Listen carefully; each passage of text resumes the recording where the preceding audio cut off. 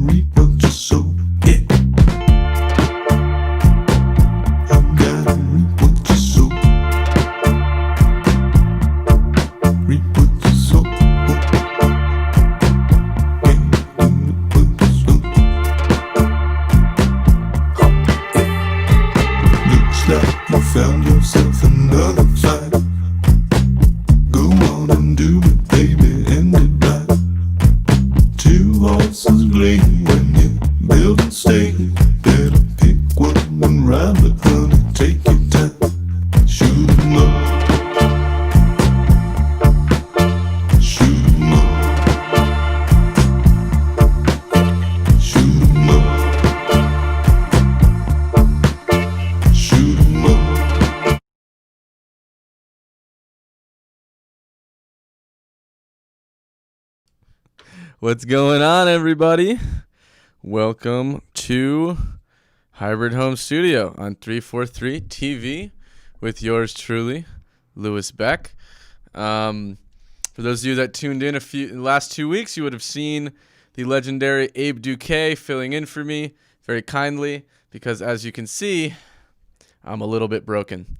So I just want to start off by saying, first of all, welcome to Season 2. I know a lot of you have already been tuning in, and we've been getting some great feedback, and we're like really excited to be bringing you all this content.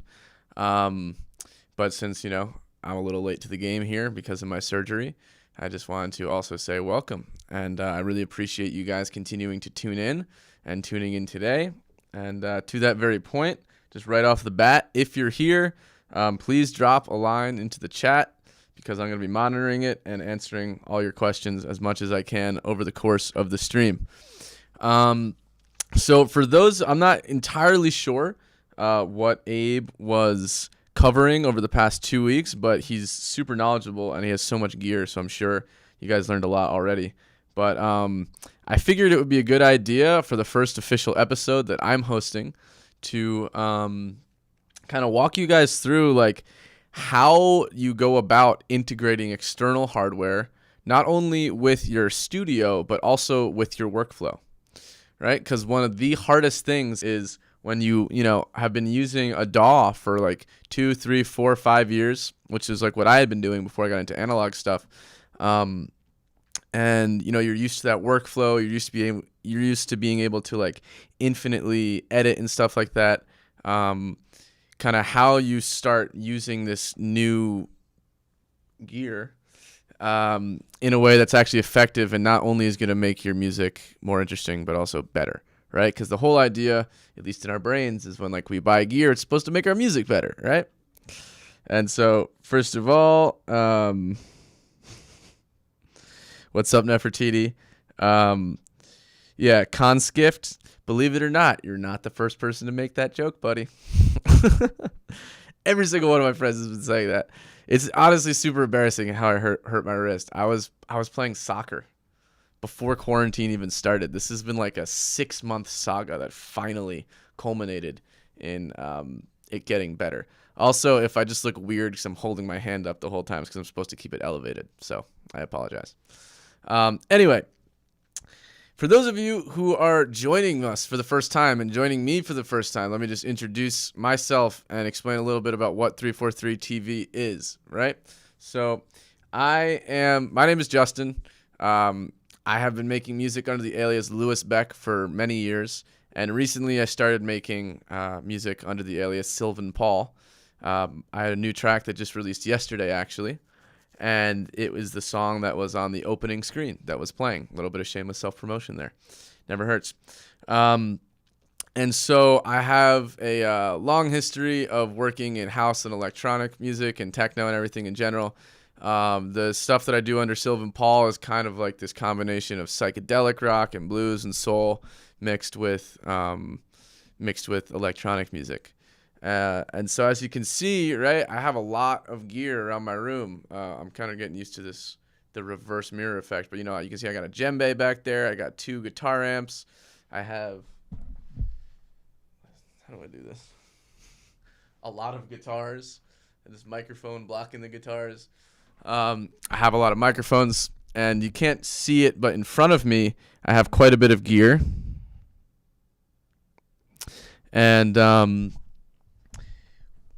today, I'm not going to be able to really be showing you my whole studio because it's a little bit hard for me to be able to maneuver like cameras and stuff with this and be able to touch things all at the same time. But going forward, you're definitely going to be able to start getting glimpses into what I actually have going on around me. Because it's not all just like fun toys, right? It's not all just like synthesizers and synth modules and stuff and drum machines. It's also, I have a fair bit of outboard processing gear for mixing and mastering. And we'll definitely get into using that stuff and how you would go about doing that in your workflow if you decide to go that route. Anyway, as I was saying, right, I've worked in studios for, over the years, and I have a pretty fair bit of experience with actually like, traditional recording processes in addition to electronic music. And so that's what this show is about. It's like how you can marry the like outside of the box workflow and the benefits of doing things that way with the inside of the box workflow and the benefits of doing it that way, And so like, don't let anyone tell you that analog is better than digital or digital is better than analog or whatever it is. Like, it's not really true in either direction. At this point, they're both so good, and they both have different like uses, and I'm going to get into that and kind of when you might want to use some digital stuff, when you might want to go analog, and how to start navigating that. So yeah, for those of you that don't know, right, 343 Labs is a music school. We're a music school here in New York City and also in Berlin, which is really exciting. We just opened there over the summer. and things have been going really strongly over there. I even have a student from Germany right now taking a class with me online. It's really exciting being able to, connect with people all over the world. And I, hope that some of you guys tuning in right now are on different time zones than I am.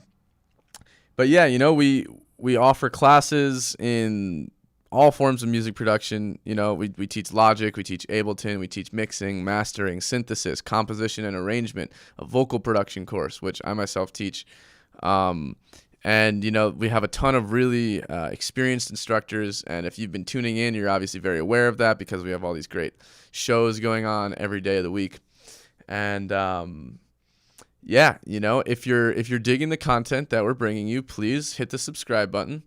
And if you're, really digging it, maybe you might be interested in taking a class and really seeing the difference that it makes to be able to do that. I, for one, can attest to the fact that I went to a school out in California, and it really, really helped me get to the next level, So sometimes it's not a bad idea to, in addition to tutorials, just, take a class or something. What's up, John Kingston from Rockaway Park? Thanks for tuning in, man. All right, so let's just hop right into it. All right, so as you can see, I have a fully blank slate, all right? And the first thing that I want to talk about is how you can use audio and MIDI together and marry those two tools, right? And two technologies. So for those of you who have never really worked outside of the box, you might be thinking that the only function that MIDI has is to kind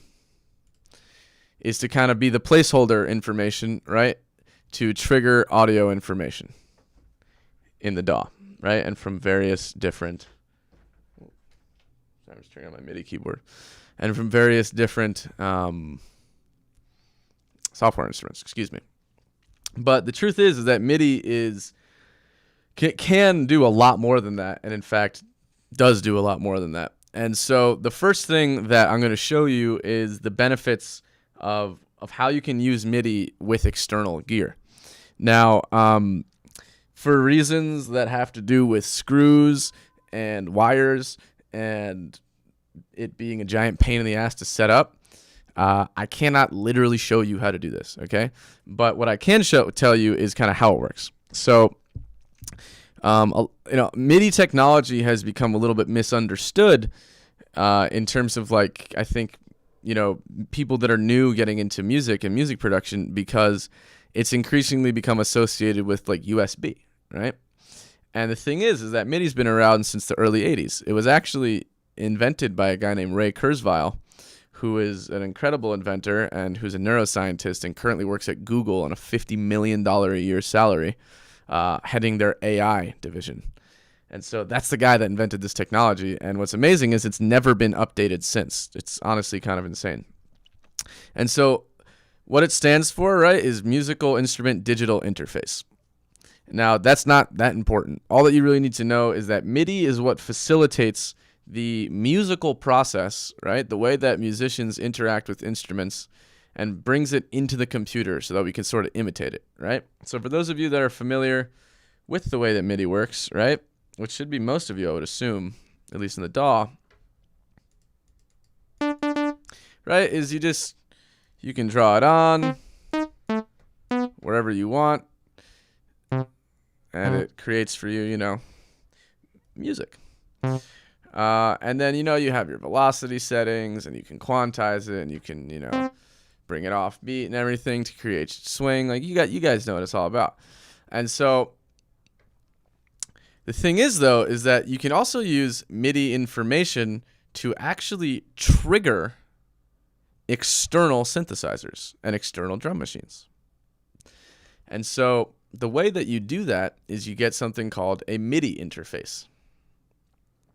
Now, a MIDI interface is very similar to an audio interface, except the main difference, right, is that what it's doing is, instead of transmitting, audio to digital conversion and vice versa, it's transmitting MIDI messages. Now, for those of you that don't know how that works, Give me a second. This is what a MIDI cable looks like. And so this plugs back in. This plugs into the back of your synth or your drum machine.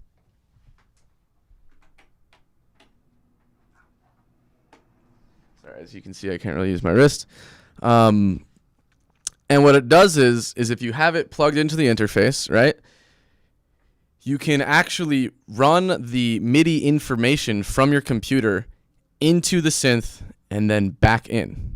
In fact, in both directions. So I have my studio set up so that if I decided to start playing on one of my synths, I can open up what's called an external MIDI instrument. Now, you have to click Use External Instrument plugin. Now, if you see here, I have this MIDI destination thing, and this actually shows you what it is that I'm using. So I am using the Motu MIDI Express, which has 8 ports. So what that means is, hey, what's going on, dude? Thanks for tuning in. So as you can see, right, I have the Motu MIDI Express. And the way that this works is that you literally have 8 ports, right, that you can come in or out of. And so this is the only slightly tricky thing about getting this set up, because it's a little counterintuitive in terms of, like, you know, matching ins and outs. The output of your computer, right, of the MIDI interface itself goes into the input of the instrument, right? Out to in and in to out. So that's what you always have to remember when you're setting up these MIDI interfaces.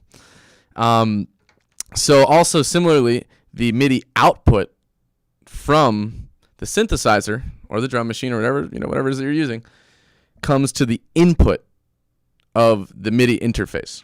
So on the back of the MIDI interface, what I have is 16 MIDI cables, right? 8 of them are responsible for bringing MIDI information in from my external synthesizers. And then 8 of them are responsible for sending MIDI information out to my external synths. So this is one of the most important first things to do when you're getting your studio set up at home, right? The reason for that being is that literally all I have to do is be like, oh, I want to use the Moog.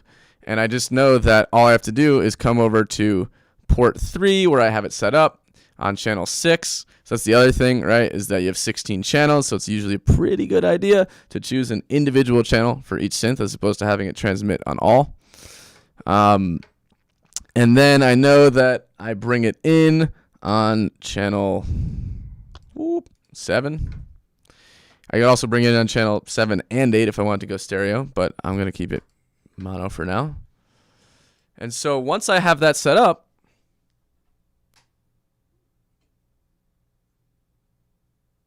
I can walk over to my Moog.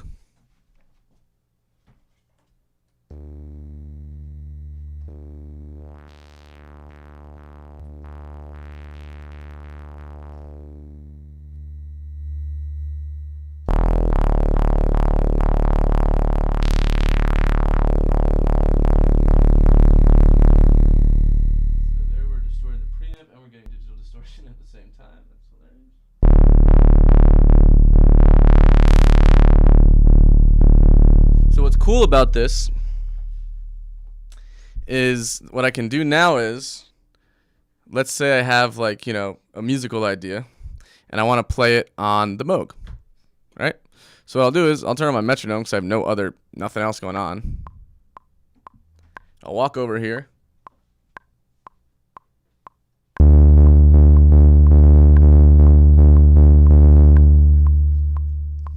And as you can see, it actually comes up in my computer as MIDI information.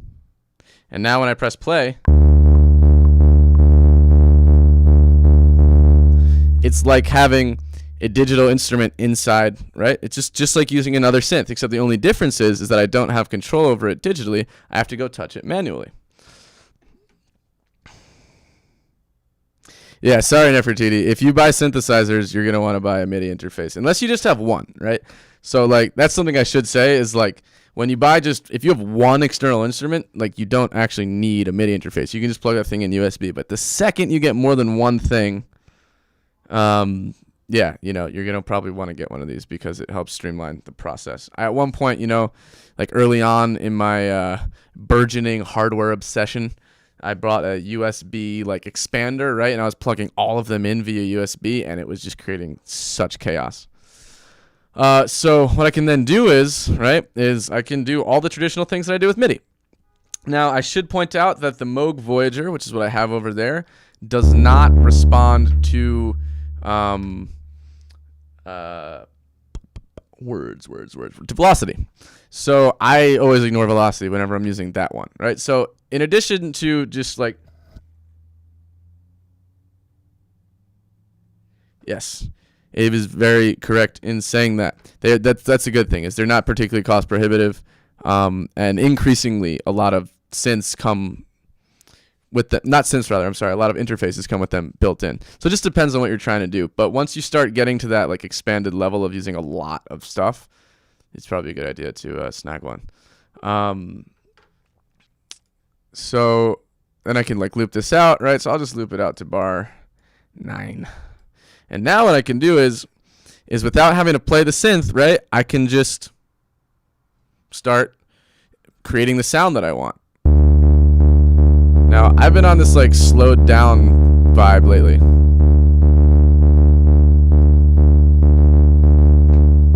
So I'll come over here and start programming the synth to get it how I want it.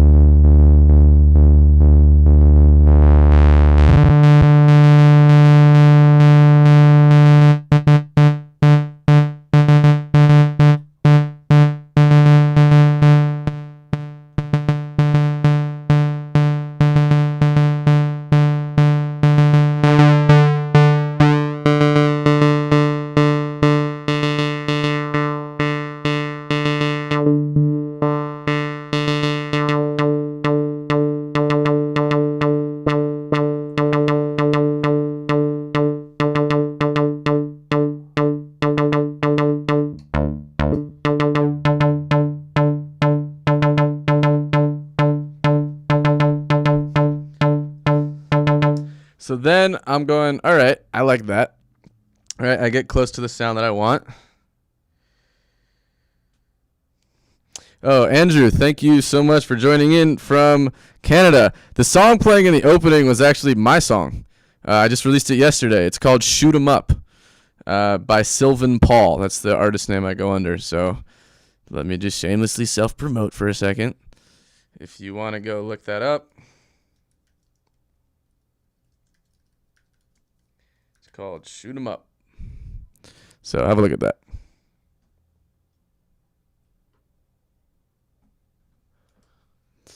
All right. Not with a Y, sorry. With a T. Yeah, I'll leave that up there for a couple seconds. But so now I have a couple options, right? I can choose to continue along with that sound, or what I could do is I could also like add another sound, right? But here's the thing. I can't make another sound on the Moog, right? So that's the one thing that you first have to become aware of, right? Is when do you commit? That is the kind of the name of the process, right? Or actually not the name of the process, but that's like the name of the game, right? Is at what point are you going to say, hey, this is cool, let me record it, right? And then it's also like, how am I going to record it? So it depends. Like sometimes what I'll do is a lot of the time is I'll just start with this and I'll just leave it here, right? And so I'm going to name it, first of all. That's important, is staying organized. So I'll just call this Moog.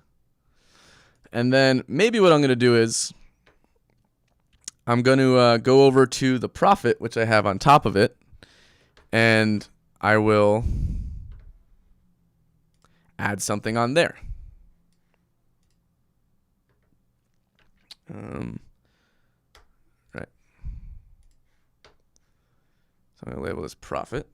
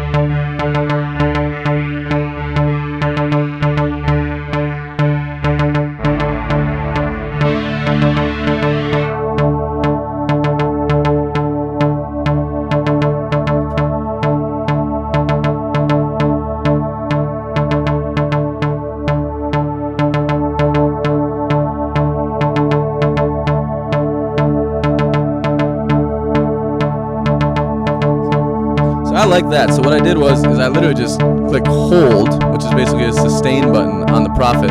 So right now it's not even playing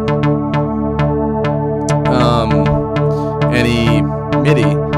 That's just all analog processes right now, right? So what I'm gonna do though is I like that. I like that sound. I like that MIDI. And so what I'm gonna do is I'm gonna record it.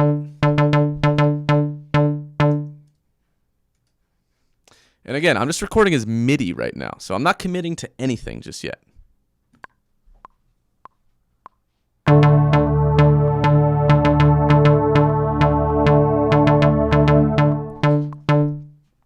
Now, I'm all about like making things faster, about optimizing your workflow. I don't need to stand there for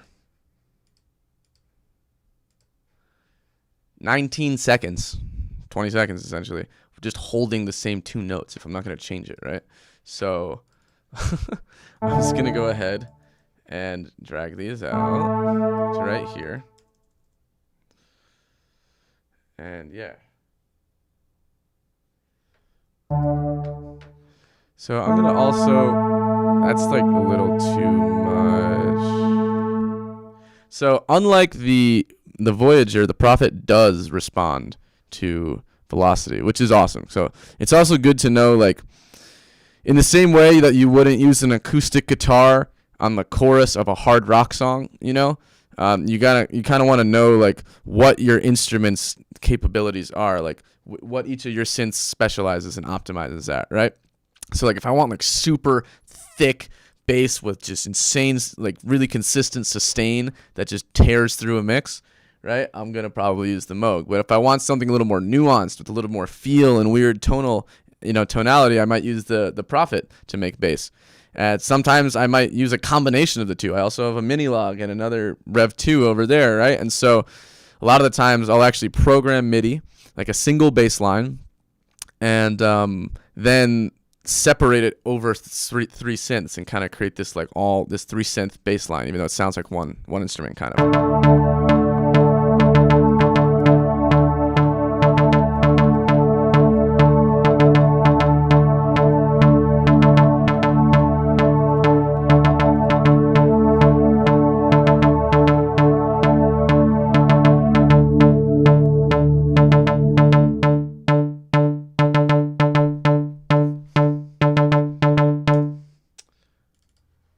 So I didn't set that up right.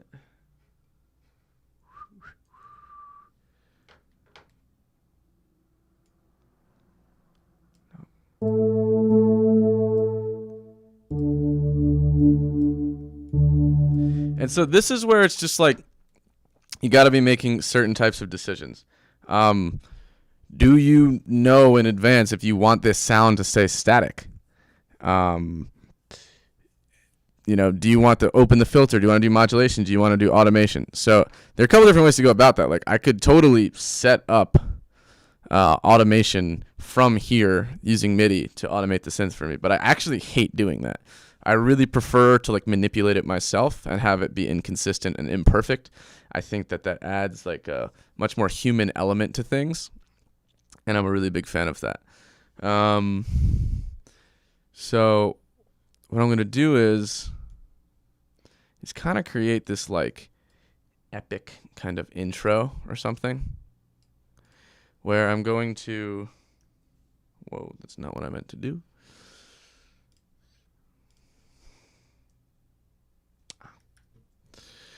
Where I'm going to like build out an intro, just like build out some drama. You'll see what I mean.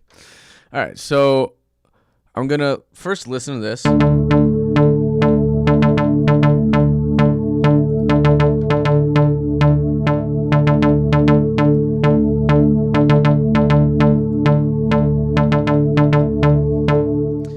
Now, so what I'm going to do is I'm going to mute both of my MIDI channels, and now I'm going to bring them in on audio. And so it'll sound identical.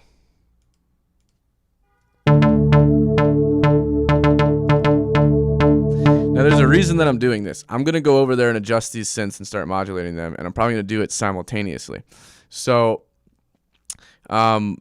unfortunately, just the way that at least my MIDI interface works is that like if I start tweaking knobs on the Prophet while I'm on the Moog, it'll start controlling the Moog and in a non-linear synced up way.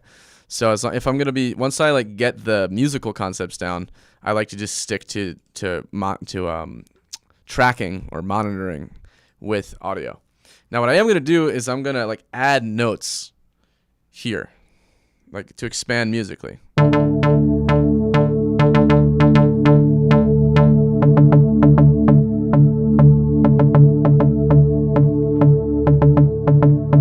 And I want it to be a little rounder, the Moog, so.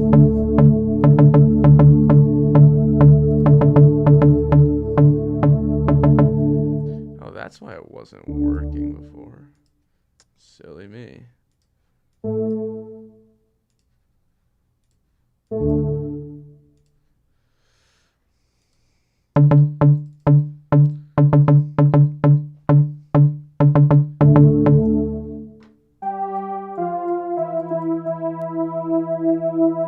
I'm going to add that 9 on top.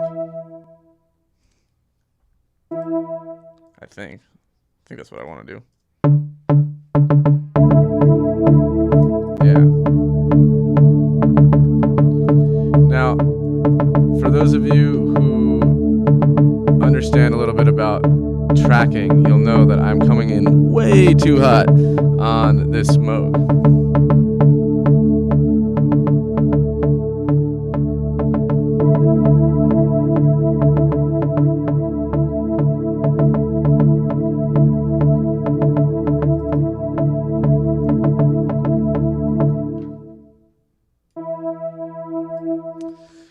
So one thing I haven't mentioned yet is the way that I actually record. Yes, that's also really true. This is a great point, TWD Industries, that because MIDI technology just hasn't advanced, which is actually a positive thing because it's simple, it works, it does what you need it to do. Most of these the MIDI interfaces don't age out in the same way that a Scarlett from 6 years ago is going to sound like significantly worse than a current one. So yeah, that's a great point. So the way that I record my synths is through analog preamps.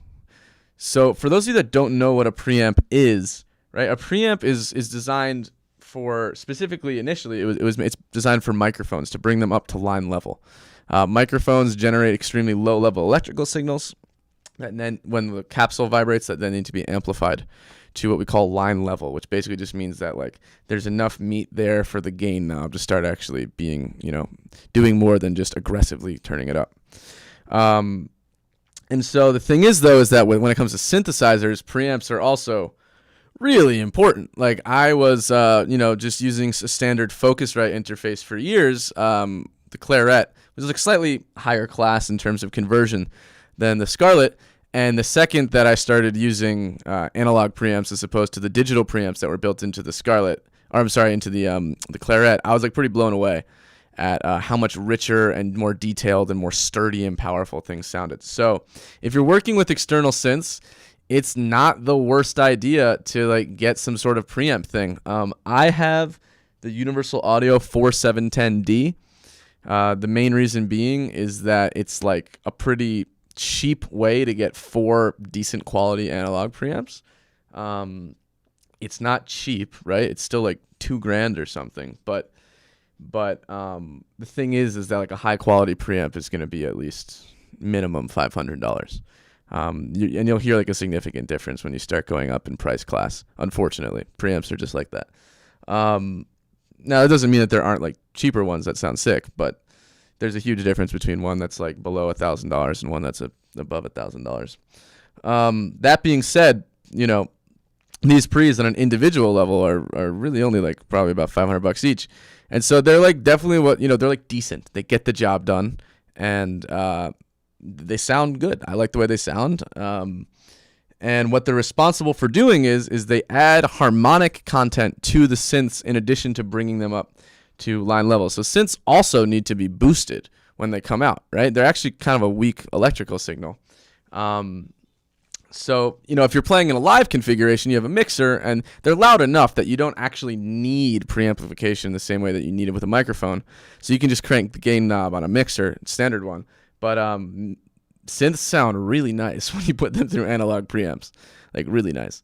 And so that's what both these are coming through. And so I can also use the preamps to create natural distortion if I overdrive them. So I'll do that on the Prophet real quick and show you what that sounds like.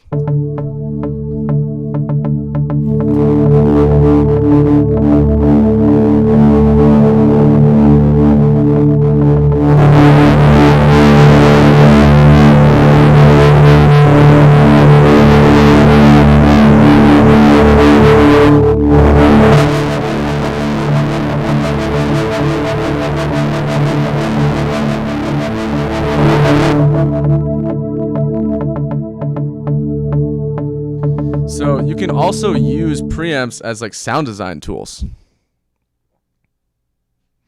That's like, honestly, as much as I own preamps for like the body and character that they give you, when you're working with external stuff, I also have them because a lot of the times, even if I'm using digital stuff and like samples, I'll actually send them out of my DAW, and I'll show, and we can talk about it in a little bit. Probably not going to get into that today. It actually had to route audio out into external hardware, right? So I actually, a lot of the times, will like, if I find a drum sample that I like, or some other kind of sample that I like, usually drums though, I like will route them out through my Heritage 1073, which is like a cool Neve 1073 clone that sounds really nice, has an EQ built into it, right? And I can just like crank a little bit extra gain to give it just that, that analog warmth and gooiness and harmonic unevenness that we really love, to hear, and it makes music sound a little bit richer and deeper and more colorful. Anyway, all that was a huge sidetrack just to say that I'm going to do some stuff with the synths now. So let's see what I did here.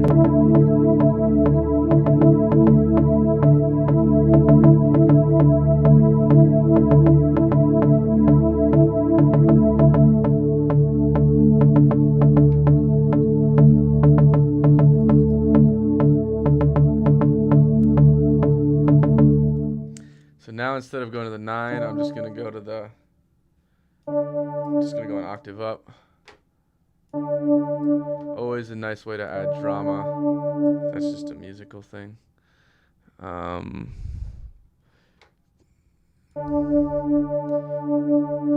Adding a I always think of it like this, is like if you add the note, if you're just doing a sustained note and you add it an octave up, it adds a sense of anticipation. If you add an octave down, it adds a sense of like arrival or something. That's just me. I'm sure a lot of people disagree with that.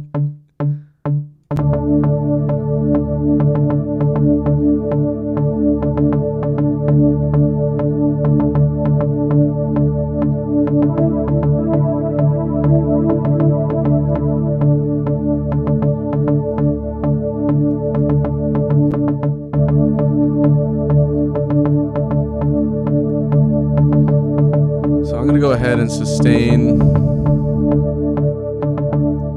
this across. So I'm going to glue these two together.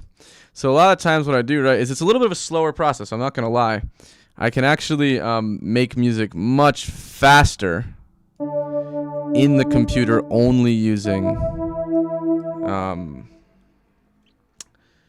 plugins, right, because I can adjust the sound while I'm doing this.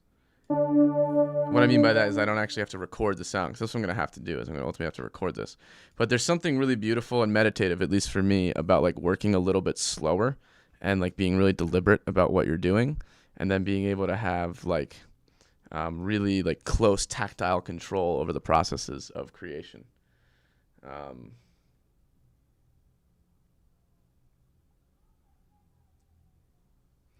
right, so let's check it out. So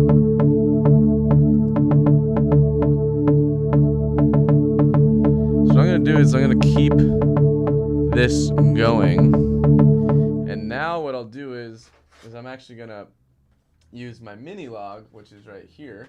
I really love this thing. And I'm thinking that I'm going to bring it in through a guitar pedal just so we can really have a fun day one.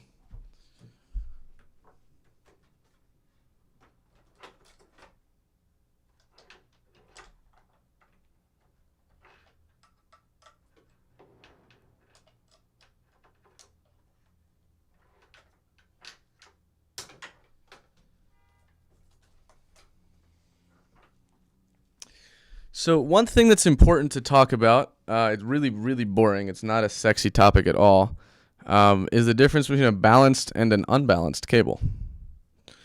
And so when you are starting to use external hardware,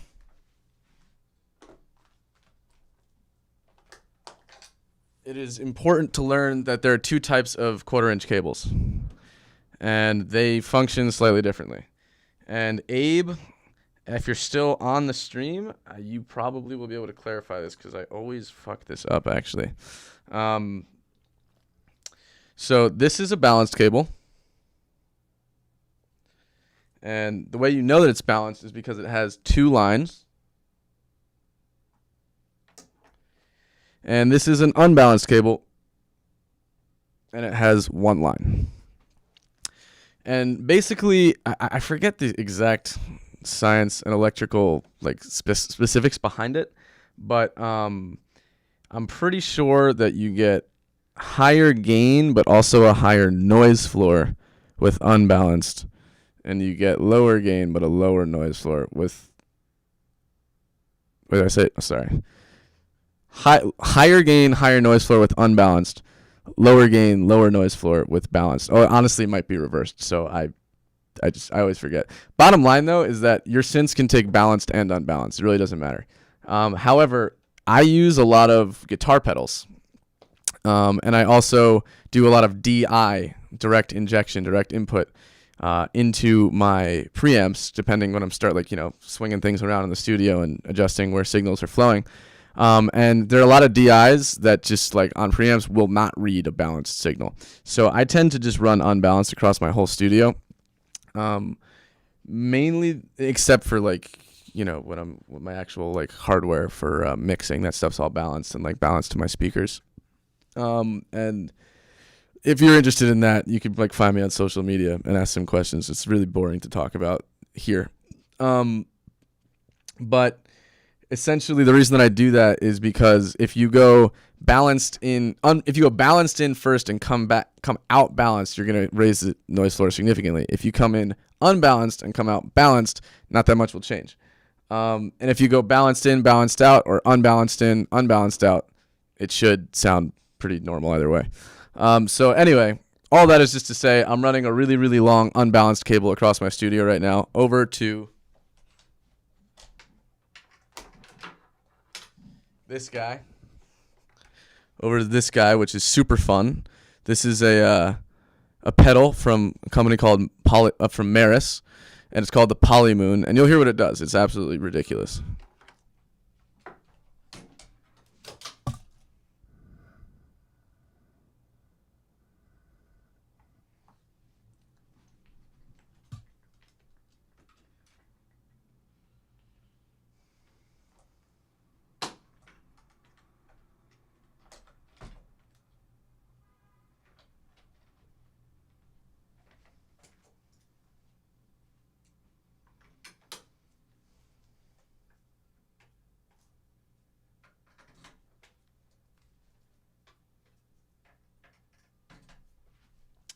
So what I've done now is, yes, TWD. Polymoon is so sick. And I'm a guitarist. I just unfortunately cannot display that right now. And wow, on guitar, it's just so incredible for creating atmospherics.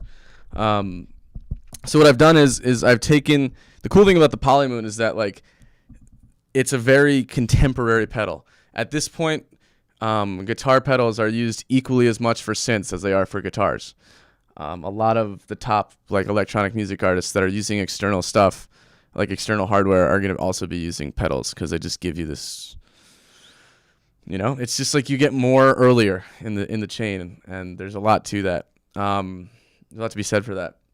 Also, just some of them do things that are insane, and sound like really cool, and they're tactile, and it's just more fun. There's something about touching it and being able to tweak it in real time that like it feels more like an actual instrument. It feels like you're doing something musical. Whereas in the program, when I just automate, the mix knob up or something, or like turn the delay time a little bit, it's like, yeah, it happens, but I don't know. It's just like it's not as fun. It's not as rewarding. Anyhow, so what I'm doing is I'm bringing it DI into the Universal Audio 4710D. Now, one of the benefits of bringing all of these synths in through the same so I'm going to do this. Make it stereo, right? So notice I was coming in mono versus stereo, and we're going to talk about that like a lot going forward. One of the benefits of bringing all of these synths in through the exact same preamp is it just gives it this harmonic glue immediately. So like that thing that a lot of the times people will buy like Universal Audio plugins for, or Acoustica, or Slate Digital, or whatever innumerable number of analog emulations that exist these days for adding saturation and color and feel and all that shit. You just get it immediately by coming in through at least like somewhat high quality preamp. Let's see. Oh yeah, that's super brutal. Yeah, I mean that's kind of like also why we're doing this show. Like for those of you that can't see that comment or didn't see it from TWD Industries, he said I only found out that my patch kit was all balanced after buying cables for the entire setup. It was the first thing I paid to fix when I moved to the home studio. So yeah, the thing is that like one of the reasons I'm doing this show is because I had to figure all this stuff out on my own. I also worked in studios, and so I've been instructed in how to set these things up properly. And so it's really difficult to do it on your own, and I want to be able to help people who are aspiring towards getting a more built out setup in their home studio to actually be able to avoid some of these pitfalls, because you can waste a lot of money if you don't know some of the information. All right, anyway, so now I've got this guy coming in here, and this is the mini log.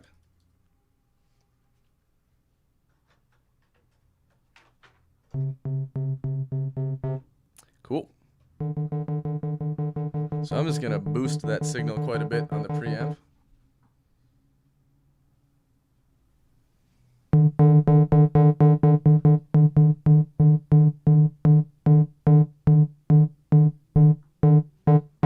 Cool. I don't like that sound. I don't like that sound at all, so I'm going to go to I usually just honestly design all my sounds from scratch. So that's the preset on the mini log. Now I'm hearing like an ARP thing. I want to do something with an ARP. I have one hand and it's my weaker hand. I am not going to be able to play this well, so I'm just going to program in some kind of ARP thing that I'm hearing in my brain.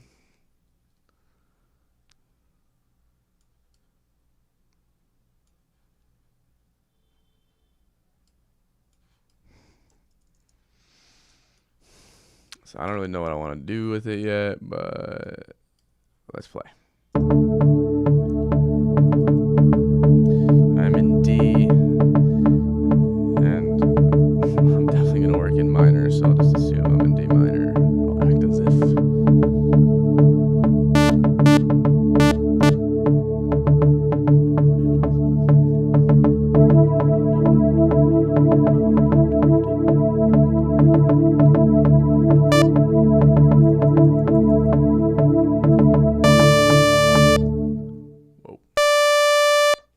Very annoying, I apologize.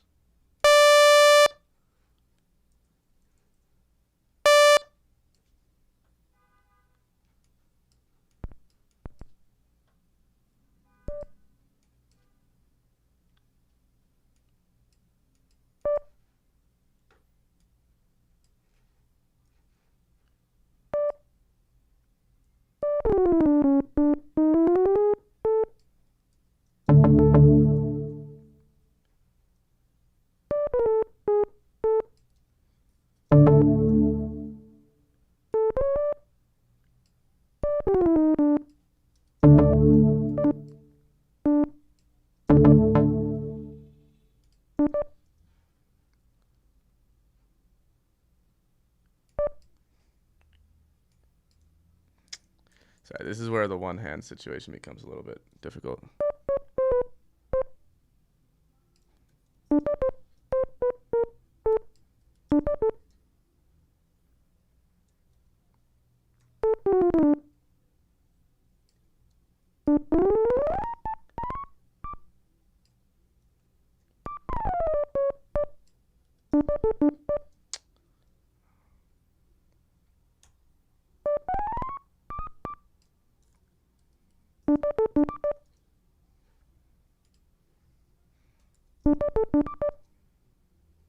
So this is not in 4/4.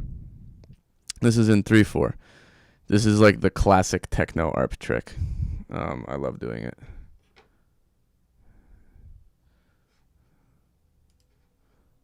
So what I'm going to do is I'm just going to adjust the MIDI clip to also loop in as 3/4.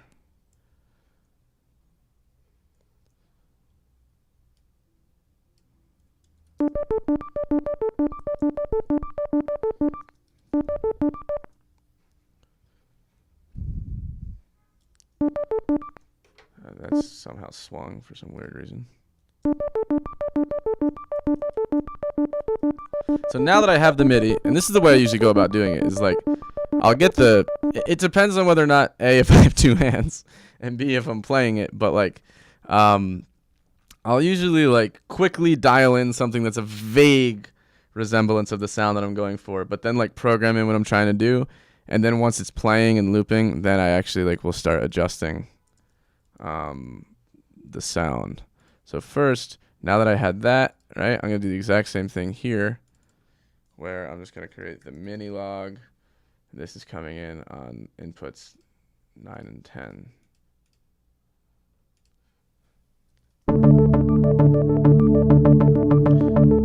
So, little quick side note on just like production, like I do not want to have a fast attack on this ARP because there's a fast attack on the Moog, and so they're overlapping.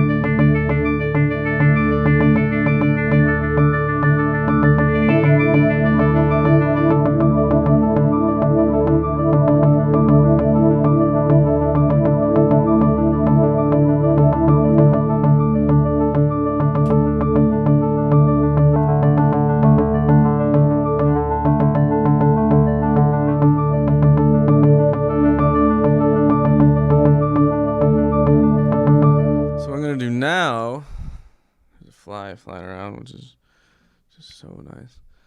So now I'm gonna get the pedal going.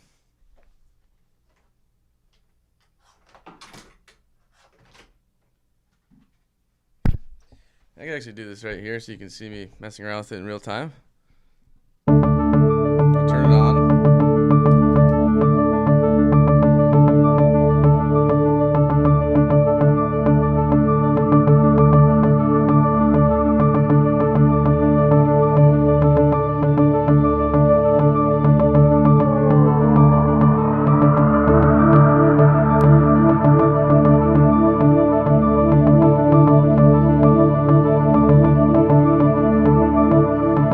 Fun with this pedal really starts to happen when you start making tonal changes into it.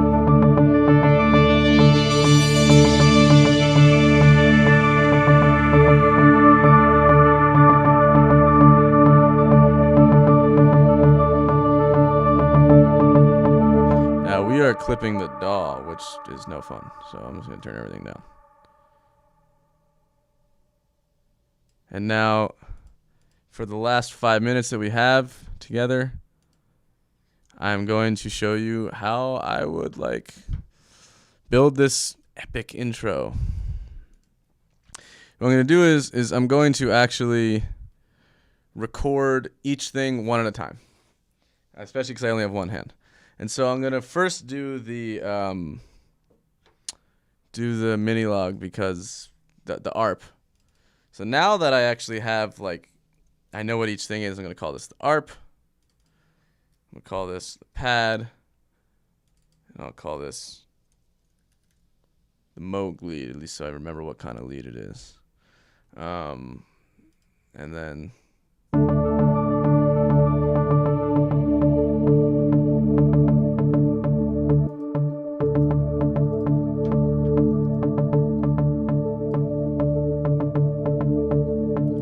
so I like to find the starting point, right, that I'm going to start modulating from, and then I'm just going to have some fun. We'll see what happens. And I don't need a metronome for this because the ARP is holding time in conjunction with the Moog lead, or vice versa.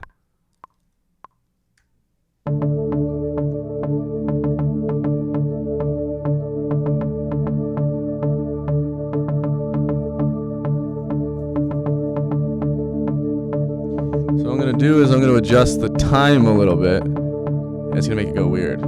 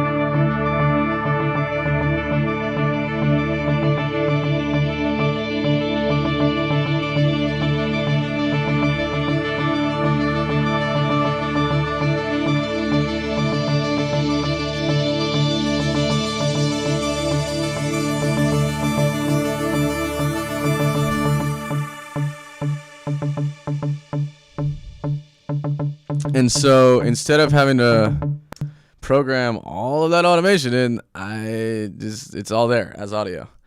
And so that's now how I personally do this, is I start working with that, right? So the next thing I'm going to do is I'm going to do the pad, because I want that pad to be opening up and doing cool stuff. Now, a couple other things to keep in mind, right, is stacking your stereo field is like, or rather I should say understanding your stereo field is one of the most important things in like getting a good mix, right? Certain things should be wide and certain things should not be. So if my ARP is dominating the wide areas, the stereo spectrum, then I'm going to have my pad stay mono. So I'm going to come over here and play with some things on the synth.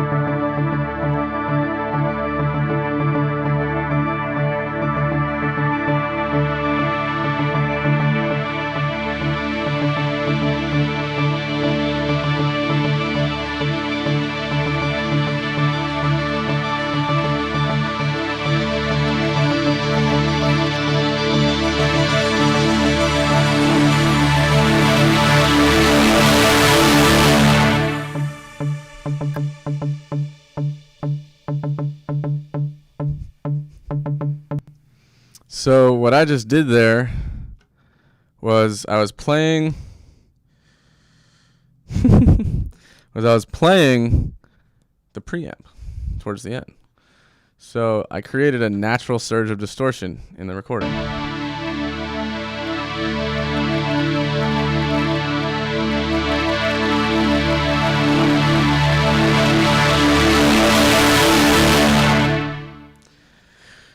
Which I love that shit. Like that just like,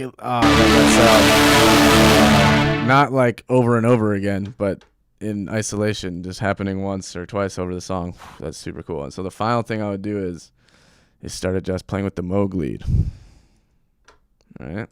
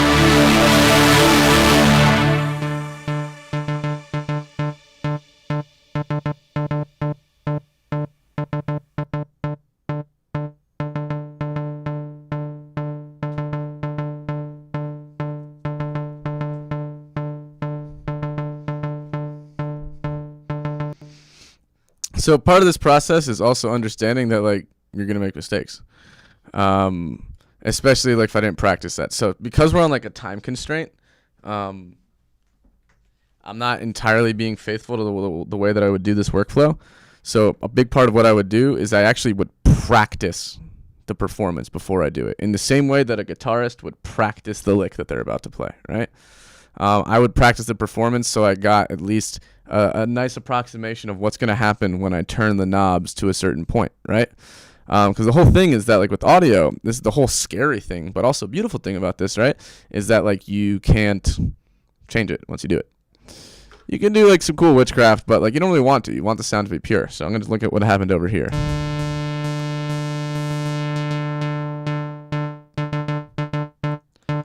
So right there, right? It gets too, there's not enough release, so it gets almost a little detuned. So right there. And so I'm going to find the spot that I played it, that I programmed it.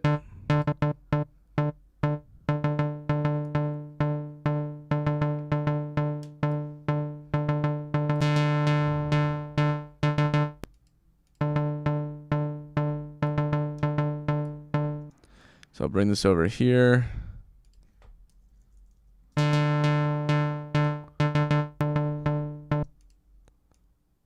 And then I'm going to have to do a little bit of fade action so that everybody's happy.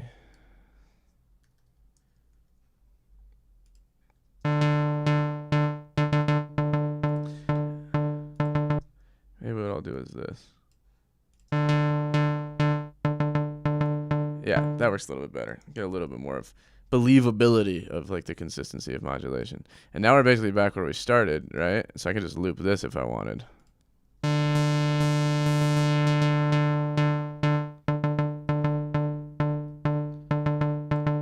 And so, like, especially if I'm gonna loop something, I don't need to be a stickler for being like, I need it to be analog and changing every time. It's like I just did a whole crazy, intro that everything's changing. So what I would do here is just create a loop out of the audio that I recorded.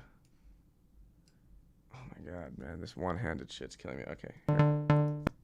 Let's just do this. Thank you. So again, you know, I would just have to, I'm going to kind of come through and do this.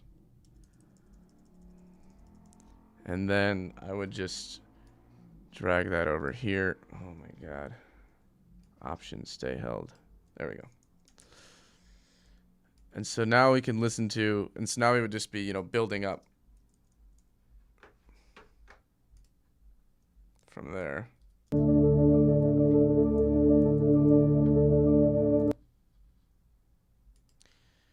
Now, why it is not making noise, I cannot even begin to guess. Ugh, Logic's just being an asshole right now. This happens sometimes.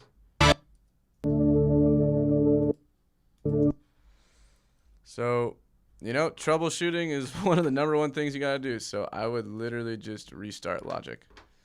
I know it doesn't look sexy on the stream, but you know, this is like part of what we do. It should work perfectly fine when I open it, and if it doesn't, that'd be mad annoying. Yeah, see, there we go. So let's listen to what I just recorded.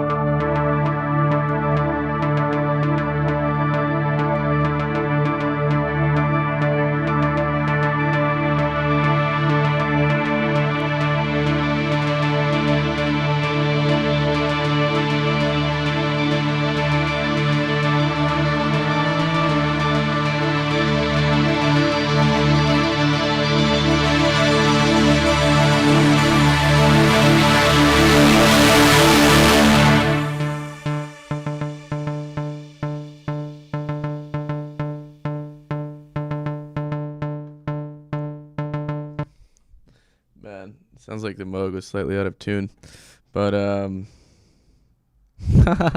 thank you, Nefertiti.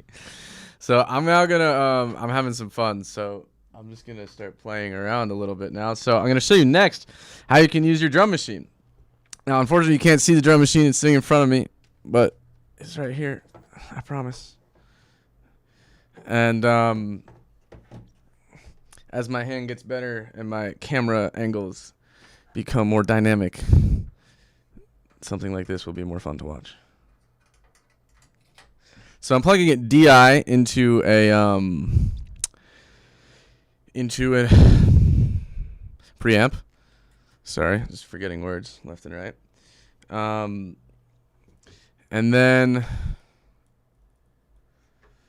what I'm gonna do is I'm gonna create a new track. I'm bringing on input 5. That's where this particular preamp comes in on. So I have everything memorized in my studio. Also because I have I feel like the perfect amount of shit where if I had any more, I would start being really confused. If you get to that point, you should probably just write it down, print it out, make a nice little printout sheet, keep that somewhere, a little booklet, you know. It's pretty helpful. So let's see, TR8. So what I'm going to do is I'm going to make it so that my DAW triggers my drum machine to start, which is the best. So I'm going to come into project settings and synchronization. And I'm going to come over to MIDI. And I'm going to go to destination 1. I come in on port. I have it sending to port 4. I know this. And I'm going to have the clock turned on. Now I'm going to do it, set it up so that it's SPP. Yeah, we can do this. That should work. So let's monitor this real quick. Now, while that was playing, I actually looked at the MIDI you probably saw me open the MIDI for a second, wonder what I was doing. I was just programming my drum machine to mimic that pattern so I could do it on a 808 tom.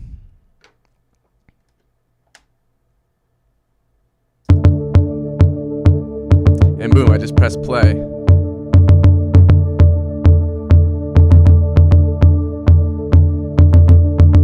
Now I'm thinking I can't get low enough, so that sucks.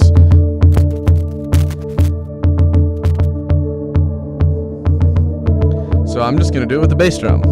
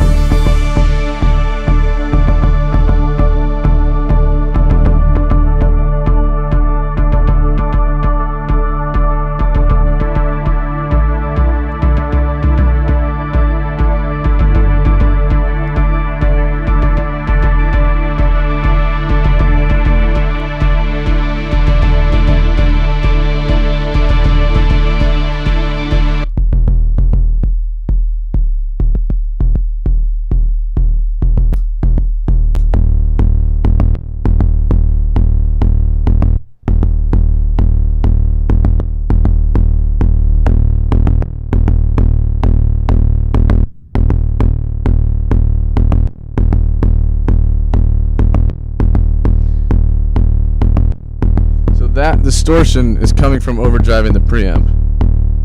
Now I'm going to try to get rid of some of that clicking.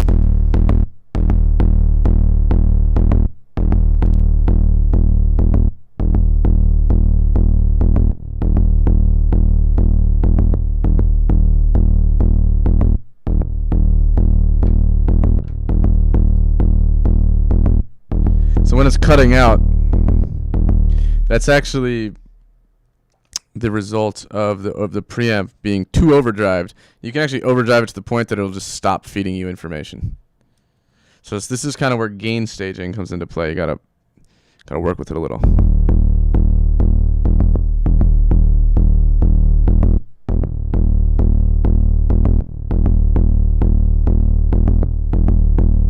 That's pretty nice. See, that's analog for you. Sometimes it clips out, sometimes it doesn't. Which isn't a problem, because what I'll do is I'll just record it and just grab the section that isn't clipping out, right? So like that's just pretty chill. Oh, damn. Okay, the Logic screen isn't showing. Oh, probably because I quit Logic. That makes sense. Sorry about that, folks. Nope, not. Huh. That's really weird. Okay, let me try to get that troubleshot.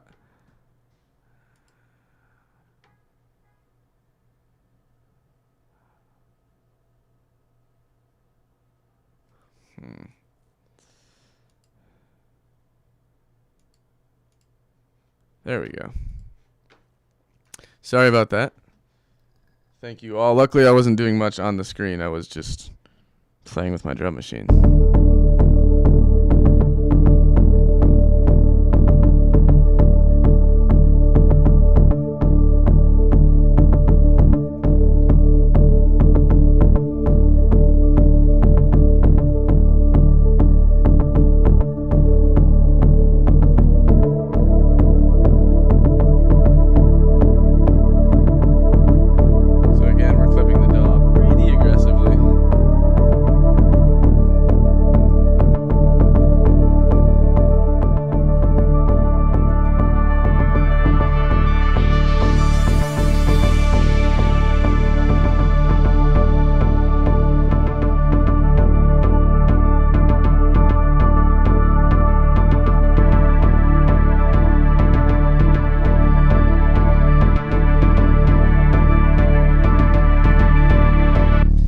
That to start right about there.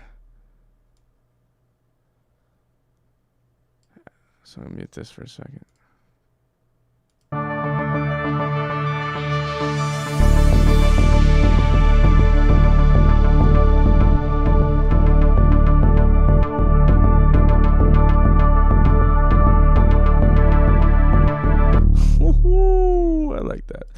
right, so I'm just going to go ahead and hit record.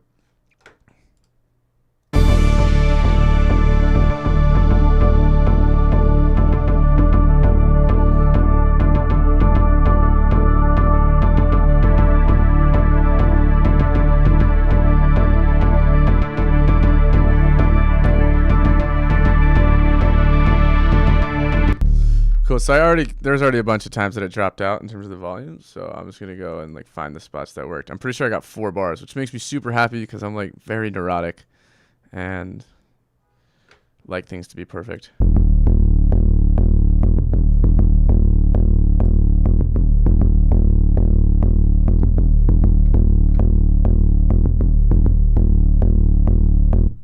See, it cut out right there.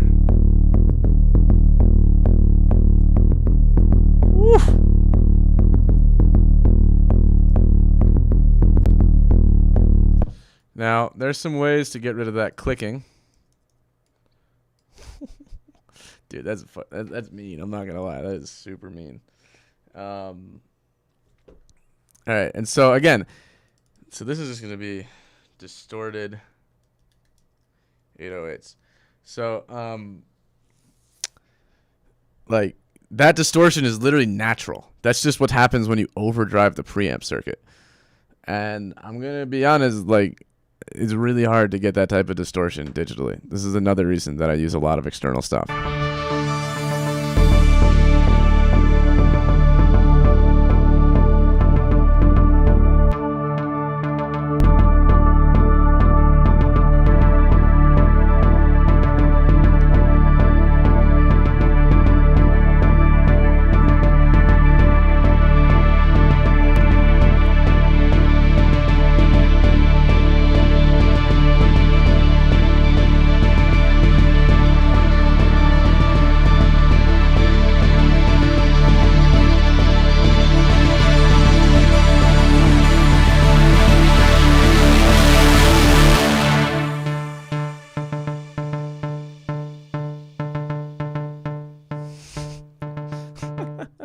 So for those of you that saw this thing clipping like insanely, that's what compressors are for, or automation. But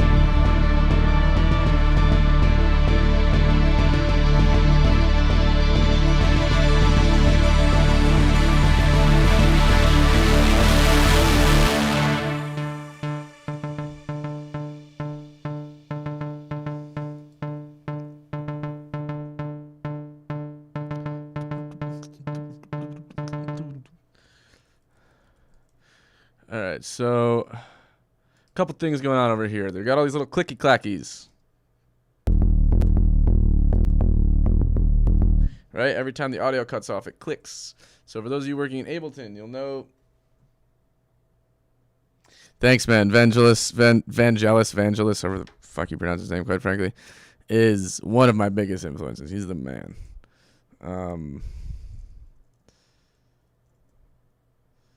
right. Whoa. So you could play this game where you try to like get them to line up to see where they cross over, but it looks like this is too squared out, or this one is. I don't know. So I'll just do a little bit of this, and then they should sound totally fine. Get rid of that clicking sound. Beautiful. So what I'll do is, just to make my life a little bit easier, everything's the same. I'm going to go ahead and copy these boys over. Nope, I keep fucking it up. Okay. So used to doing this with my other hand. All right, so I get the same situation going on here. Now, this is like such a minute thing that I'm about to say, but I'm a very big fan of cutting off sustain rather than transients when it comes to fading things together. I think the reason would be obvious, but especially get those clips, it's like the sustain is the least important part of the sound. Like, you know, the sustain are the end credits, right? You came for the movie, that's the transient. That's the rest of the sound. The sustain is just, you know, what happens thereafter. Okay, so what I'll do is I'll just get a little bit of a fade. That's the other thing is that, like, once you start working with external audio more, the way that you go about fixing problems is going to be different, right? So getting your audio fade game, your fade in game on lock, so to speak, is important.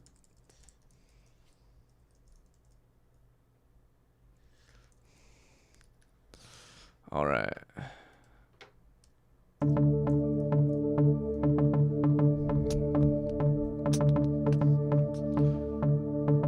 So one thing I am going to do is the 808 is so ridiculously fat. It's just it's sucking down all the high information once it comes in. And I know this already. I was listening. I'm aware of that. So, like, I am just literally going to cut it out below 30.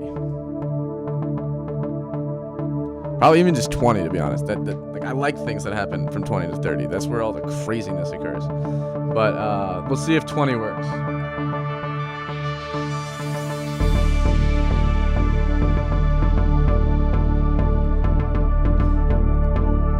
Yeah, so you can hear that it's eating the rest of the mix a little bit less now.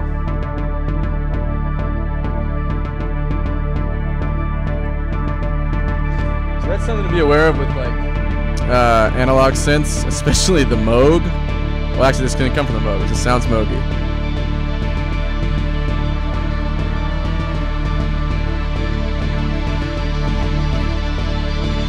Something to be aware of with analog everything is that it's going to give you information that's usually gook below 20. So you need to cut it out. Well, I don't want to say need, but a lot of times it would be good to cut it out. Sometimes when you cut it out, it loses some of the magic in the low end. So shelving it is also totally an option. Or using like a dynamic EQ to just reduce a little bit of that low stuff. Just so that you make a little bit more room for other things. But, did I get the fly?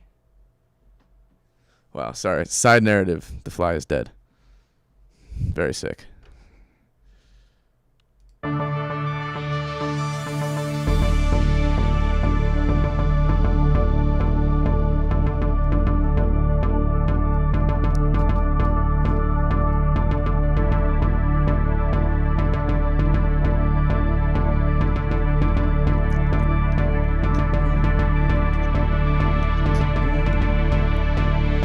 So I'm going to go ahead and try to add in some drums real quick to this after part.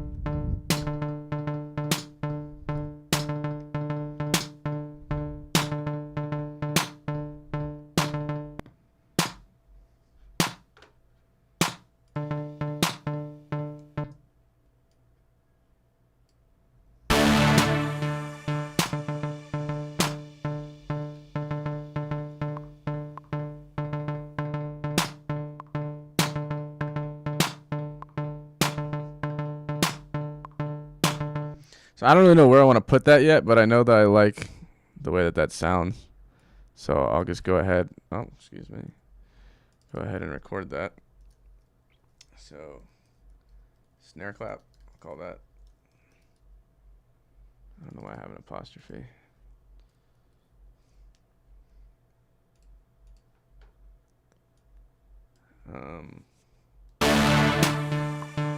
Oops.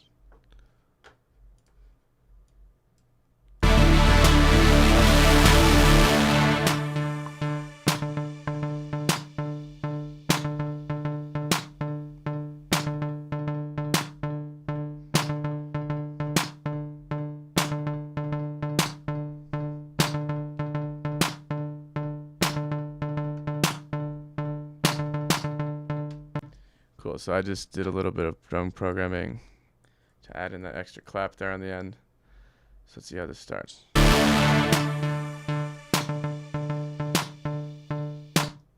So So I kind of like leaving it hanging for a second. That's pretty, it's like cool.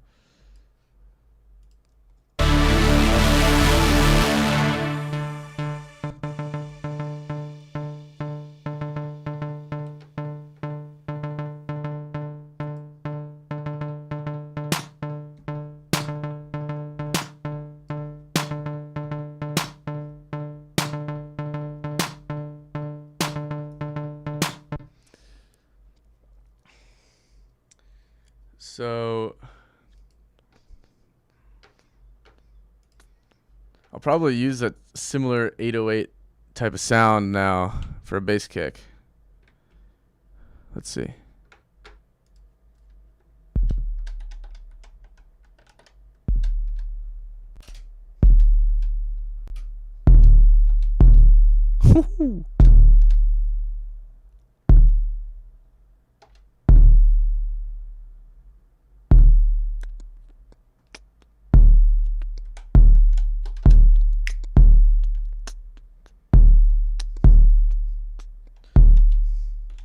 All right, so I'm hearing a little situation in my head. Let's see if...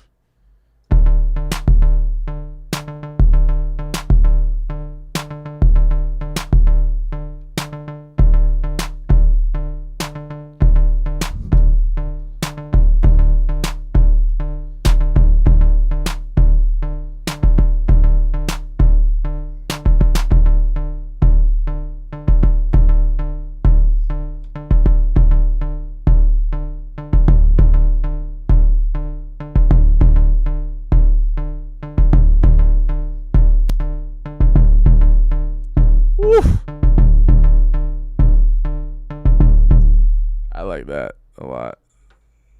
That's nice. That's cool. That 808.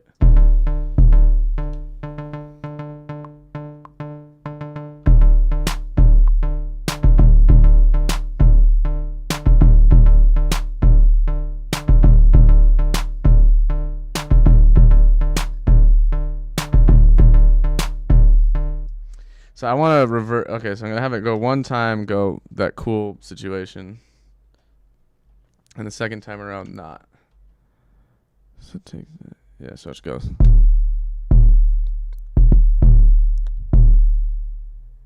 Sick. Yeah.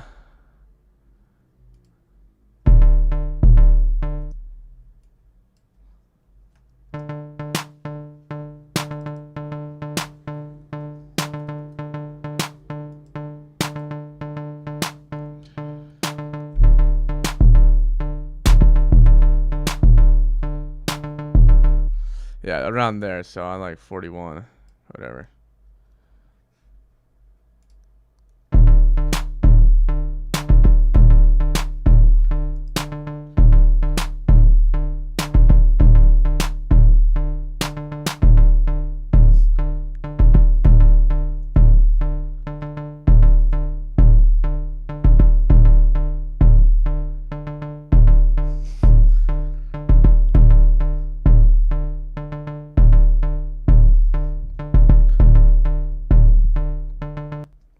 Sorry, I was just feeling that so much. I just wanted to keep listening to it. Yeah, so the coolest thing, right, about like, all right, so what I was doing there was, maybe I should have explained it a little bit better. Like the reason that there's this variation and distortion that's occurring on the 808 is because I turned up the accent on my drum machine so that only on that last hit, it turns it up really loud. And so it distorts it more. Although I actually think I might have accidentally not done that. Which is funny. Still sounds sick.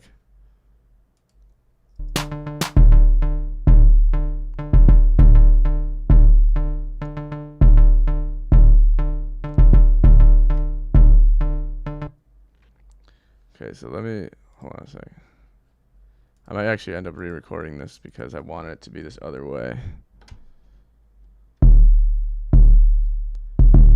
Yeah, boom. Yeah, I wanted to give it that. So I put the accent there. It was missing when it was recorded. So what happens is it's driving the preamp a little bit more and getting just a little extra bit of distortion.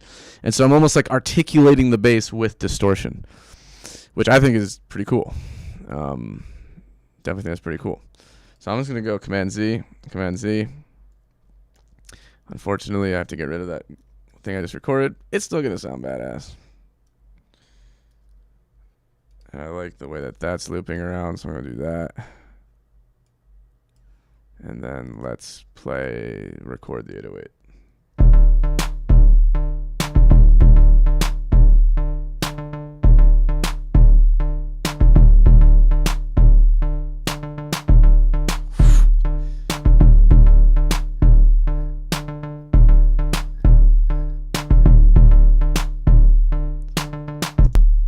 All right, so that's enough. That's definitely enough there. Now let's see if did Logic catch the transient? Probably not.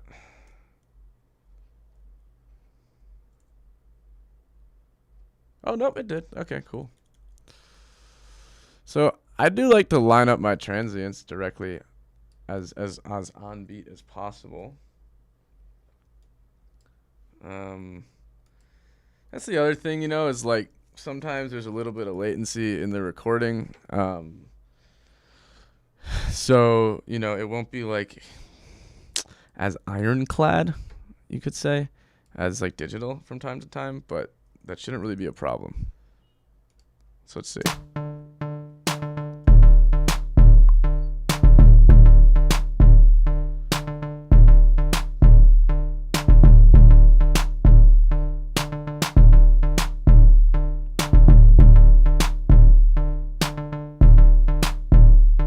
So here's a perfect example of like of like workflow on the fly, right? Is I want it to go boom, boom, like the 2 times, 3 times. What I mean by that is I actually want to get rid of this. Yeah. So it just goes boom, boom, boom, boom. Let's see if I cut it in the right spot though. So yeah.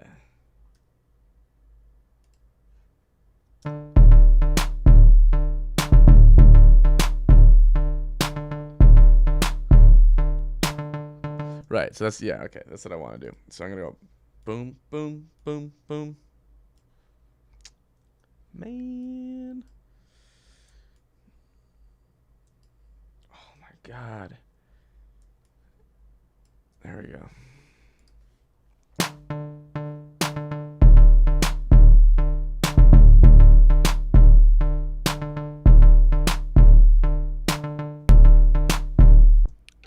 Okay, yeah. Of course we get the super aggressive click. So that's easy enough. There shouldn't be any leftover gain in here. Great.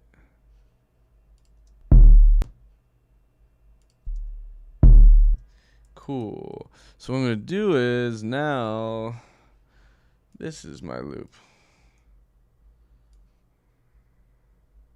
Here to here. And now I'll go like this. I'll glue them together. Get rid of it.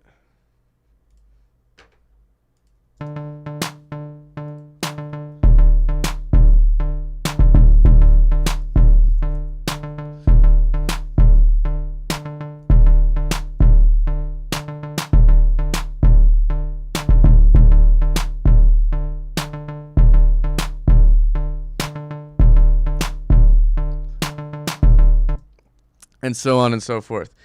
I would love to do this all day, and I mean that literally, but I actually have to go to the school to go teach in person. So I would like to be able to take a little bit of a break before I do that. So that is going to be the end of today's show. And I hope that you all liked it. Again, I am Lewis Beck. I've been waiting to do that all day. Yeah, so my name is Lewis Beck, and this is 343 Labs TV, or 343 TV, excuse me.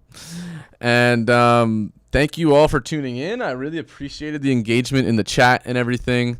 It's good to see a lot of like familiar names in there. And I really hope that like this was helpful, especially as like a day one for like the workflow at least of how to actually start getting set up in the studio, right? So I'm hoping that, well, not I'm hoping, but my plan is that once my hand gets better, I'm going to start maneuvering around the studio a lot more and like kind of have a mobile camera that I can follow myself around with so you can really see what I'm doing, especially once we start getting into hybrid mixing workflows and like using and incorporating external analog gear.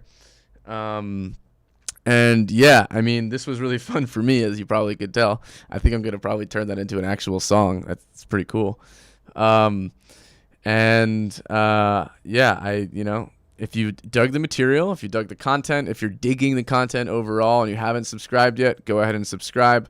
We have so many cool things coming up, and tomorrow we have Theory Thursdays with our founder and head of the school, Max Wild.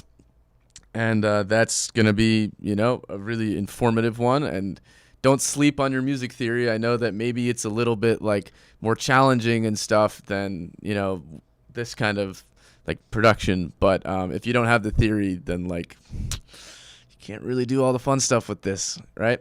So yeah, thanks again for tuning in. Again, I'm Lewis Beck. If you have any interest in taking classes with 343 Labs, please visit our website, 343labs.com.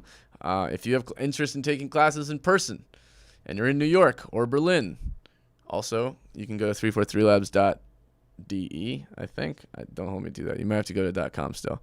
And yeah, we look forward to hopefully seeing some of you in person once that's allowed again, in New York at least, in Berlin a lot sooner. And have a great day. Yeah, this has been cool, and I'll see you next week. Peace.